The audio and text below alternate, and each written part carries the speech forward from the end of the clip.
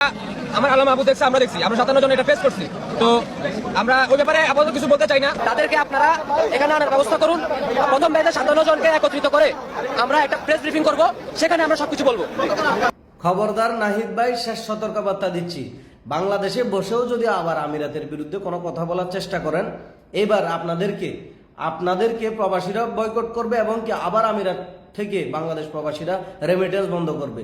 বাংলাদেশ সরকারের প্রতি দৃষ্টি আকর্ষণ করতেছি, বৈষম্য বিরোধী ছাত্র আন্দোলনের ভাইদের দৃষ্টি আকর্ষণ করতেছি, এদেরকে কোনো প্রকার সংবাদ সম্মেলন করতে দিবেন না।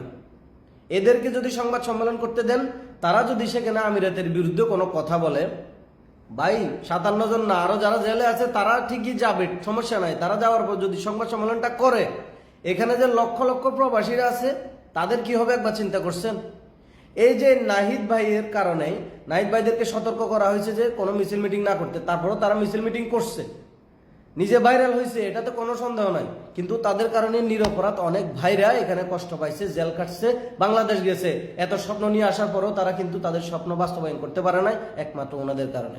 ওনারা জেলে যাওয়ার পরেও আমরা বাংলাদেশি হিসেবে আমরা কান্না করে ভিডিও বানাইছি তাদের জন্য, তাদের মুক্তির জন্য অনেক ইয়া করে ভিডিও বানাইছি। অন্তর্বর্তীকালীন সরকার আসার পরে আমরা সর্বপ্রথম দাবি জানাইছি তাদেরকে মুক্তি করার জন্য, কারণ তারা জালিমের বিরুদ্ধে কি এখানে অবস্থান নিছে। বাংলাদেশে যে জালিম সরকার ছিল তার বিরুদ্ধে তারা অবস্থান করছিল, এই কারণে আমরা তাদের পক্ষ হয়ে এখানে কথা বলছি। এই না যে তাদের সব অন্যায় মেনে নেব। তারা যখন এই মিছিল মিটিং করছে তার 3-4 দিন পরে বাংলাদেশিদের ট্রান্সফার ভিসা বন্ধ হয়ে গেছে। এখন অনেক প্রবাসী দুঃখ দুর্দশায় আছে, এগুলো বলি নাই। তো বাংলাদেশি হিসেবে আমরা তাদের জন্য কান্না করছি, যাতে তারা আবার তাদের মায়ের বুকে ফিরে যায়, এটার জন্য। কিন্তু এই না যে আপনারা নিজেরা নিজেদের স্বার্থ হাসিল করার জন্য, ভাইরাল হওয়ার জন্য আবার প্রবাসীদের কষ্ট দিবেন। আপনারা সংবাদ সম্মেলন করে কি করবেন আমাকে এটা বলেন।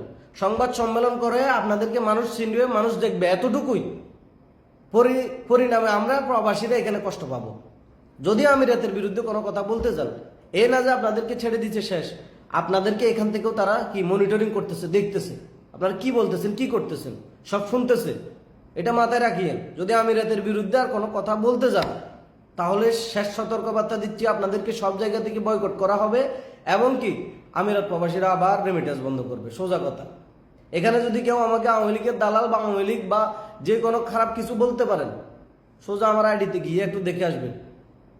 আমরা যেখানে অন্যায়, যেখানে অবিচার, সেই নিয়ে কথা বলছি, বাংলাদেশের মানুষের অধিকার নিয়ে কথা বলতেছি, কেন কারো দালালি করতেছি না। ওনাদের জন্য আমরা কান্না করে করে ভিডিও বানাইছি, ওনাদের মুক্তির জন্য কান্না করে করে ভিডিও বানাইছি, সেগুলো দেখে আসতে পারেন, সমস্যা নাই। কিন্তু এই না যে তারা আবার দেশে গিয়ে এখানে আমিরাতের বিরুদ্ধে কথা বলবে আর আমিরাত সরকার বাংলাদেশিদের উপর বা বাংলাদেশিদের জন্য কঠোর হবে, আমরা এটা চাই না। আমিরাত সরকার যে দয়াটা দেখাইছে আপনাদের জন্য ডক্টর ইউনূসের অনুরোধে, সে দয়ার মান সম্মান রাখুন, সে দয়ার ইজ্জত রাখুন, সে দয়ার অন্তত মানটা রাখুন। আপনাদের কাছে অনুরোধ, বৈষম্য বিরোধী ছাত্র আন্দোলনের ভাইদের অনুরোধ করব, তাদের কোনো সংবাদ সম্মেলন করতে দিবেন না, সোজা কথা। আর তারা যেন কোনো এই আমিরাতের বিরুদ্ধে কোনো কথা না বলে, আমরা আর কোনো বিপদ চাই না। যদি এরপরে সবাই মুক্তি পাওয়ার পরে এরা যদি সংবাদ সম্মেলন করে, সোজা কথা, আমরা এখান থেকে তাদের বয়কটের ডাক দেবো এবং কি রেমিটেন্স বন্ধের ডাক দেবো, সোজা কথা। আমরা আর কোনো বিপদ চাই না তাদের কারণে।